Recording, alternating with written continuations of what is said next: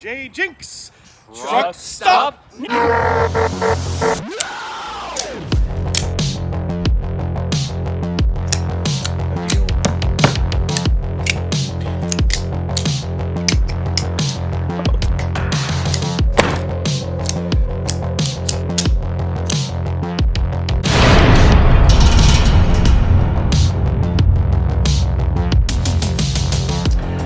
JJ Jinx, back from my road trip.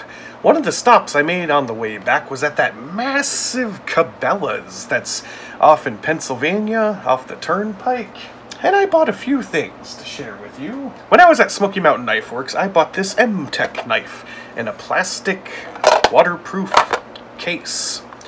I'd never really seen something like that before, and then when I was walking through the Cabela's, I saw this. You've heard of smartphones. You've heard of smart TVs. This is the smart knife. I had no idea that packaging knives and these things was even a thing. And if I look at the packaging, I think these are exactly the same. The dimensions, the hinge lock thingy, it's all the same. That's really interesting. But this, I don't think, is made by M-Tech. I don't know who made it. Let's have a look at the packaging and see if we can figure it out. Includes 5X wrenches, one-hand opening, clip to anything. The knife that is a multi-tool. Here you got a picture of the package splashing around in water because valuables, keys, money, waterproof. True utility. 11 tools in one.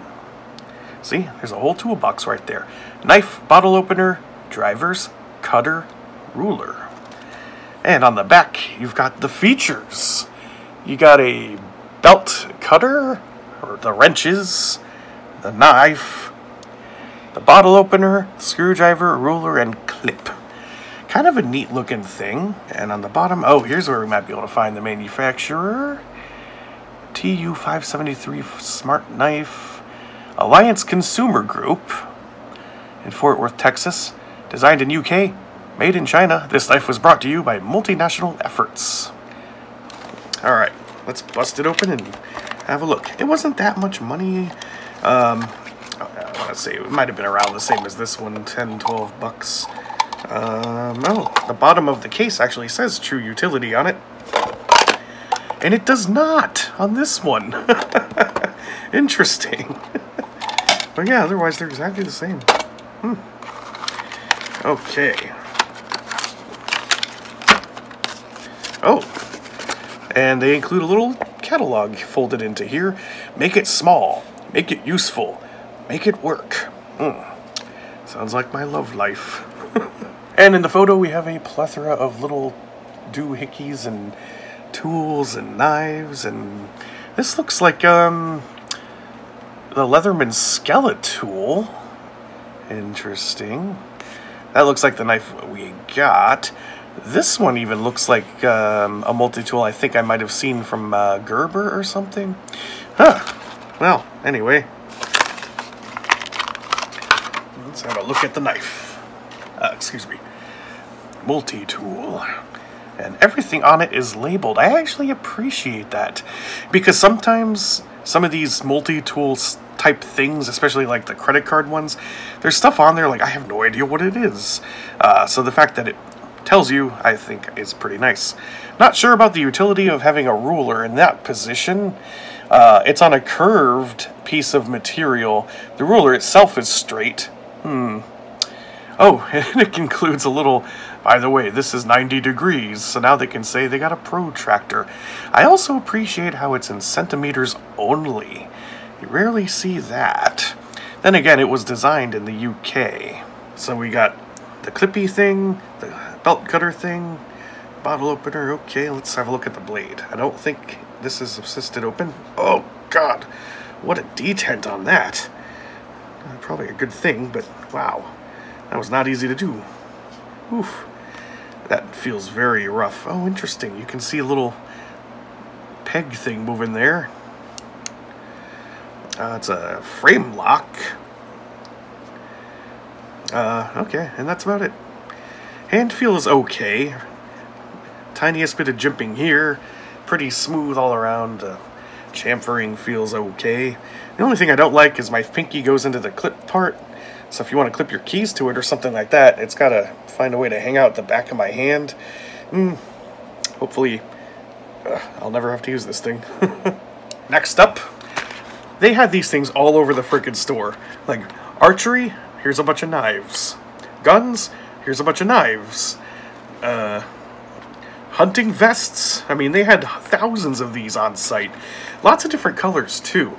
I chose this, like, teal-ish color. This is one of the Cabela's branded, knives. I've gotten quite a few Cabela's branded multi-tools from TSA confiscated knife and tool packages over the years. And I saw those too, but I didn't really have any interest. But I figured, yeah, for 10 bucks, I'll buy a Cabela's knife. Why not? They got a cool diagram back here showing you it's 420 steel. It's got a liner lock. The handle is aluminum. And you got a steel pocket clip. Let's see if this utility knife can cut plastic. Yeah, not bad at all. Not bad at all. Either that or Cabela's plastic is shit. Oh boy.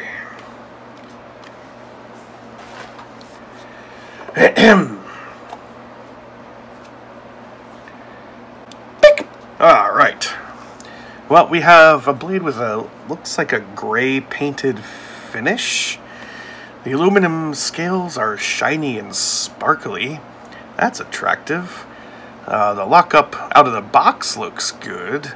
The pocket clip has a good amount of tension, not too much. Won't tear clothes apart. I wonder if that lift off from the contact, it could be a little better, but it's probably all right. Oh no. Yeah, my expectations for this knife were not high, so I'm not disappointed that the centering is way the hell off. In fact, I think it's touching the liner. I think I heard it. Yeah, and I felt it.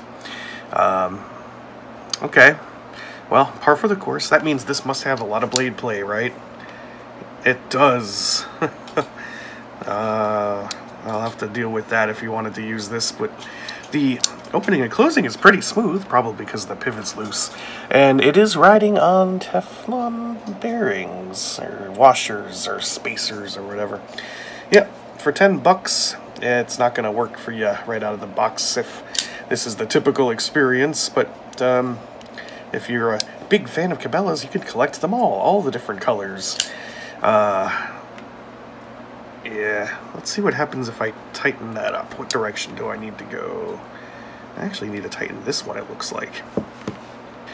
Now, if you really want to fix blade centering, there's a whole procedure you should do involving backing out the screws for all the spacers and blah, blah, blah.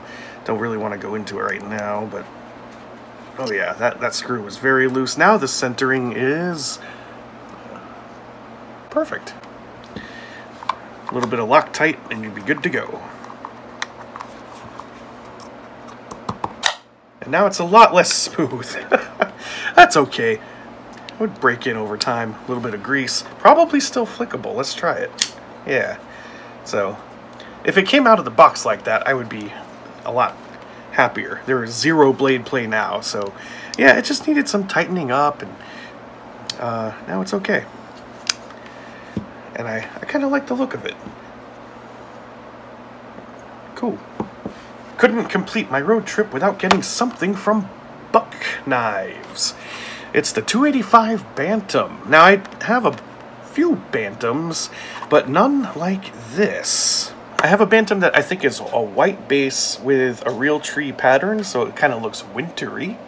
I got a little Bantam that I think was like real tree green, but there's something about this like hunter orange with the real tree overlay that it's just kind of artistic to me, and I love the color.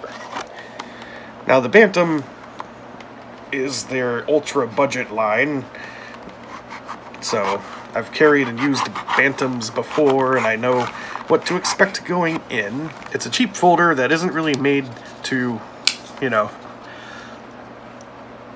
last necessarily, just because it's all riveted together, so you can't really take it apart to clean it out properly if you needed to. Simple backlock mechanism. It's got a high ride pocket clip with kind of a strange screw configuration on it. That pocket clip looks like it would be very difficult to get in and out. If I seriously wanted to use this, I would probably get some pliers and kind of curl that end a little bit more, just to ease it in and out better. Well, in at least. But I gotta say, I do love the look. I mean, you got a tree trunk right there, and then some branches and shadowy things, and here you got a little mossy oak logo, because I'm guessing they just own the rights to the patterning, maybe? Not sure how that works. No flipper tab, but it's got thumb studs, and that's fine, because it's a nice tight lockback, not meant to be flipped. No blade play. I do like the blade a hell of a lot. It's the heavy part of the knife, which is not a bad thing. Very highly polished. I mean, it's not mirror polished. It looks like a stone wash followed by a nice polish. Very, very smooth feeling, glassy. And it's very sharp. And it's a buck knife, so if anything really goes wrong, just send it back to them. No questions asked. They'll fix it or replace it forever. Feels like a Bantam. Their handle design is perfect for my hand. I do not regret this purchase. I love this handle. That is so cool. There's something about J.J. Jenks Orange. And finally, I got a Kershaw knife. The Atmos. It kind of reminded me of another Kershaw knife that I used some time ago that I got from an SMKW box. I think it was the Kershaw Fraction. And at some point throughout my use, I broke the tip off of it. You know, just the teeniest bit of the tip. It's the shape of this knife that kind of reminded me of that one. It's got that carbon fiber inlay. Let's have a look at the back and see if there are any interesting details. 8CR13 MOV steel. It's got a flipper tab for opening, liner lock, G10 handle with carbon fiber inlay, reversible deep carry pocket clip. Okay, Bantam, show me what you got.